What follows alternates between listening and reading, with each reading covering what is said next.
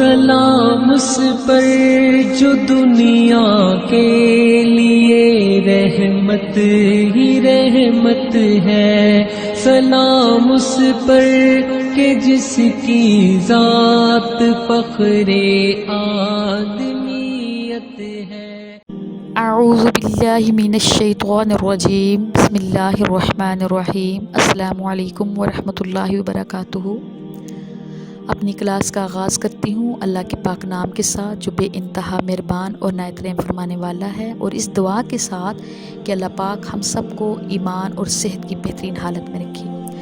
آج ہم اپنی کلاس کا آغاز کریں گے نزول وحی کے بعد، یعنی مکہ میں نبی پاک صلی اللہ علیہ وسلم کے جو 13 سال گزرے ہیں ان میں سے پہلے 3 سال کا ہم ذکر کریں گے، جس میں مختلف قسم کے واقعات پیش آئے۔ مثلاً وحی کا آنا، حضرت خدیجہ کا آپ کو تسلی دینا، سورہ مدثر کا نازل ہونا، نبی پاک صلی اللہ علیہ وسلم کو مشن دین دینا، عبادت کا تصور دینا، قریبی لوگوں کو دعوت دینا، لوگوں کا اسلام قبول کرنا اور دعوت دین کا پھیل جانا۔ آغاز کرتے ہیں ہم وحی سے کہ آپ صلی اللہ علیہ وسلم غار حرا میں موجود ہیں، جبرائیل امین آتے ہیں اور آ کر ایک ندا لگاتے ہیں، اقرا۔ تو آپ صلی اللہ علیہ وسلم کا جواب ہوتا ہے وما انا بقاری، میں پڑھا لکھا نہیں ہوں، میں پڑھنا نہیں جانتا۔ دوسری بار یہی سوال کیا جاتا ہے اقرا، تو جواب میں پیارے نبی یہی فرماتے ہیں مجھے نہیں آتا۔ تیسری بار جبریل امین پکڑتے ہیں، آپ کو اپنے گلے سے لگاتے ہیں اور سورہ علق کی پہلی 5 آیات کی تلاوت فرماتے ہیں، یعنی اس جو قرآن کی سب سے پہلی سورت نازل کی گئی اس کی پہلی 5 آیات کی تلاوت فرماتے ہیں۔ بسم اللہ الرحمن الرحیم، اقرأ بسم ربک الذی خلق، خلق الانسان من علق، اقرأ وربک الاکرم الذی علم بالقلم، علم الانسان ما لم يعلم۔ کہ نبی پاک صلی اللہ علیہ وسلم پڑھو اپنے رب کے نام سے جس نے پیدا کیا انسان کو خون کے جمے ہوئے لوتھڑے سے۔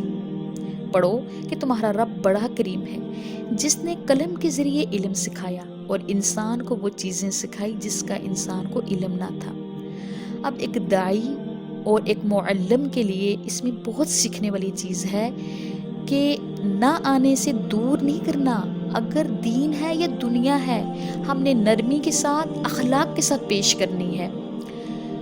اب جب نبی پاک صلی اللہ علیہ وسلم نے جبرائیل امین کو دیکھا، قرآن کا نزول دیکھا اور گھبرا گئے، کپ کپانے لگے، خلاف توقع واقعات کا پیش آ جانا، تو حضرت محمد صلی اللہ علیہ وسلم لوٹے اپنے گھر کی طرف، جس گھر میں حضرت خدیجہ جیسی بیسٹ لائف پارٹنر موجود تھی۔ جب ان کے پاس آئے اور ان کو کہنے لگے، خوف تھا، کپ کپا رہے تھے اور کہا کہ مجھے اپنی جان کا خوف ہے، سارا واقعہ حضرت خدیجہ کے پوچھنے پہ بیان کیا گیا۔ تو حضرت خدیجہ نے جو تسلی پیارے نبی صلی اللہ علیہ وسلم کو دی ہے، اگر قرآن اور حدیث سے ان کے الفاظ کو ملایا جائے تو سیم الفاظ بنتے ہیں۔ انہوں نے یہ کہیں بھی نہیں کہا کہ آپ عبادت کرنے کے لیے غار میں چلے جاتے ہیں، اپنے رب کو تنہائی میں یاد کرتے ہیں، نہیں، انہوں نے حقوق العباد یاد کروائے۔ انہوں نے کہا کہ رسول اللہ صلی اللہ علیہ وآلہ وسلم آپ مہمانوں کی توازہ کرتے ہیں، مسکینوں کو کھلاتے ہیں، صلہ رحمی کرتے ہیں، غریبوں کا سہارا بنتے ہیں، یتیموں کی کفالت کرتے ہیں، سچ بولتے ہیں اور حق گوئی کو پسند کرتے ہیں۔ اللہ پاک آپ کو کبھی بھی رسوا نہیں کرے گا۔ اب اس بات سے یہ ثابت ہوا کہ جس کا اخلاق اور معاملہ اللہ کے بندوں کے ساتھ اچھا ہوگا، اللہ اس کے لیے آسانیاں پیدا فرما دے گا۔ جیسے حدیث کا مفہوم ہے نا کہ اللہ تعالیٰ قیامت والے دن فرمائیں گے کہ ابن آدم میں بھوکا تھا، تم نے مجھے کھانا نہیں کھلایا، میں فلان جگہ پیاسا تھا تو مجھے پانی نہیں پلایا، میں فلان جگہ بیمار تھا تو نے میری عیادت نہیں کی۔ تو بندہ یہی کہے گا اللہ آپ تو شفا دینے والے ہیں، آپ کھلانے والے ہیں، آپ پلانے والے ہیں، بھلا آپ ایسے کیسے ہو سکتے ہیں، آپ کو کیسے ضرورت پڑ سکتی ہے؟ تو اللہ کہے گا کہ میرا فلاں بندہ فلان جگہ اس کیفیت میں تھا، اگر تو وہاں جاتا مجھے وہاں پاتا۔ تو یہاں کیا کہ جو انسان کسی مسلمان کی تکلیف دور کرتا ہے، اللہ اس کے کاموں کے لیے کافی ہو جاتا ہے اور اس کی تکلیف کو اللہ پاک خود دور کرتا ہے، اس کے کاموں کو اللہ اپنے ذمہ لے لیتا ہے۔ اب یہ ساری صورتحال بیان کرنے کے بعد حضرت خدیجہ آپ صلی اللہ علیہ وسلم کو لے کر اپنے چچا زاد بھائی ورقہ بن نوفل کے پاس گئی جو اس وقت حکیم بھی تھے، بوڑھے بھی تھے اور اس وقت کی کتاب کے عالم بھی تھے، ان کو سارا واقعہ سنایا۔ انہوں نے اس وقت کہا کہ اگر میں زندہ رہا نا تو میں آپ کی ضرور مدد کروں گا جب آپ کی قوم آپ کو بے گھر کر دے گی، کیونکہ آپ میں سارے وہ آثار پائے جاتے ہیں جو ایک نبی میں ہوتے ہیں۔ تو اس وقت پیارے نبی نے پوچھا کیا میری قوم مجھے بے گھر کر دے گی؟ تو ورقہ بن نوفل نے کہا کہ جو بھی نبی آیا ہے ان کے ساتھ ان کی قوم نے ایسا ہی سلوک کیا ہے۔ اب کیا ہوتا ہے، کچھ عرصہ کے لیے وہی کا سلسلہ جو ہوتا ہے وہ بند ہو جاتا ہے۔ اب نبی پاک صلی اللہ علیہ وسلم بڑے پریشان ہوتے ہیں، بڑے گھبراتے ہیں، کبھی وہ پہاڑ کی طرف چلے جاتے ہیں، اب وہ ان کا دل کرتا ہے کہ پہاڑ سے کود جائیں، یعنی ان کو ٹینشن ہوتی ہے کہ یہ سلسلہ وہی کا کیوں رک گیا ہے، ٹھیک ہے۔ اب کچھ عرصہ ہی گزرتا ہے تو تھوڑا سا سلسلہ منقطع ہونے کے بعد اللہ پاک سورہ مدثر کو نازل کر دیتے ہیں۔ بسم اللہ الرحمن الرحیم، یا ایھا المدثر قم فانذر وَرَبَّكَ فَكَبِّرْ وَثِيَابَكَ فَطَہِّرْ، اور لپیٹ کر سونے والے کھڑے ہو جائیں، لوگوں کو ڈرائیں اپنے پروردگار سے اور اپنے پروردگار کی بڑائی بیان کریں، اپنے کپڑوں کو پاک رکھیں، ناپاکی سے دور رہیں، یعنی نعرہ تکبیر بلند کرنے کا حکم دیا گیا، شرک کی نفی کی گئی، اللہ کی بڑائی کا اعلان کیا گیا، اللہ کے علاوہ کسی بھی طاقت سے نہ ڈرنے کا پیغام دیا گیا، اور صاف ستھرا و روحانی اور جسمانی ہر لحاظ سے صاف ستھرا رہنے کا حکم دیا گیا۔ اب اور لپیٹ کر سونے والے جب اللہ نے یہ ندا لگائی یا ایھا المدثر، اٹھیں، اور لپیٹ کے سونے والے اٹھیں، قم فانذر، لوگوں کو ڈرائیں۔ پھر کیا ہوا ہے کہ پیارے نبی آخری مشن یعنی قرآن کے نزول تک پھر دعوت دین سے پیچھے نہیں ہٹے۔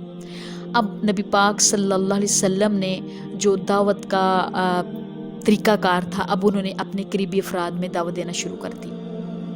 سب سے مشکل کام جو ہوتا ہے نا وہ قریبی افراد میں دعوت دینا ہوتا ہے، ٹھیک ہے۔ اب نبی پاک صلی اللہ علیہ وسلم نے سب سے پہلے قریبی لوگوں میں دعوت دی۔ اب قریبی لوگوں میں کون تھے؟ حضرت خدیجہ تھی، حضرت علی تھی، حضرت زید تھے، یعنی 3 لوگ تھے، مختصر سے 3 لوگ تھے۔ چوتھے نبی پاک صلی اللہ علیہ وسلم کی خود اپنی ذات تھی۔ جب اللہ کے نبی نے ان کو اپنے مشن کے بارے میں بتایا تو سب نے لبیک کہا اور آپ کی تصدیق کی اور قابل یقین کہا، یہ سب سے بڑی بات تھی۔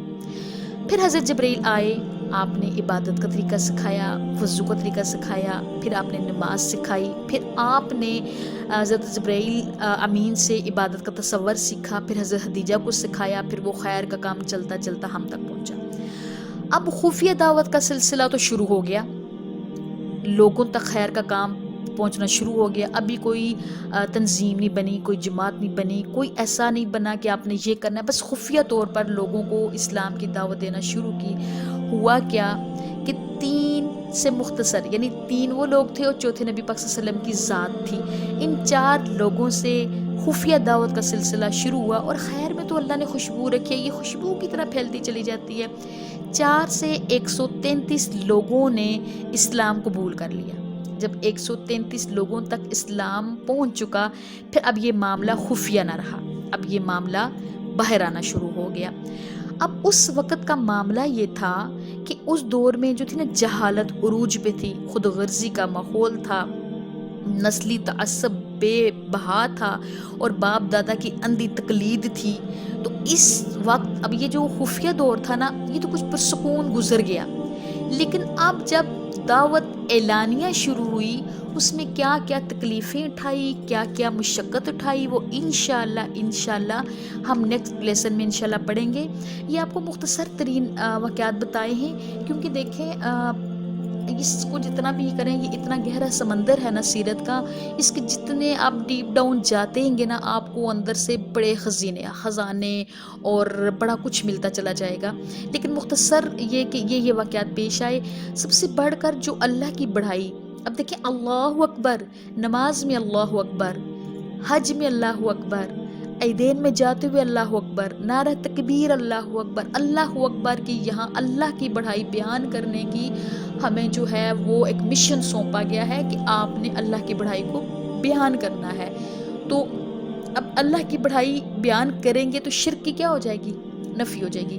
یعنی اب نبی پاک صلی اللہ علیہ وسلم غار حرا سے نکل کے اپنے ماحول میں آئے، یعنی دعوت اپنے گھر سے انہوں نے ابتدا کی۔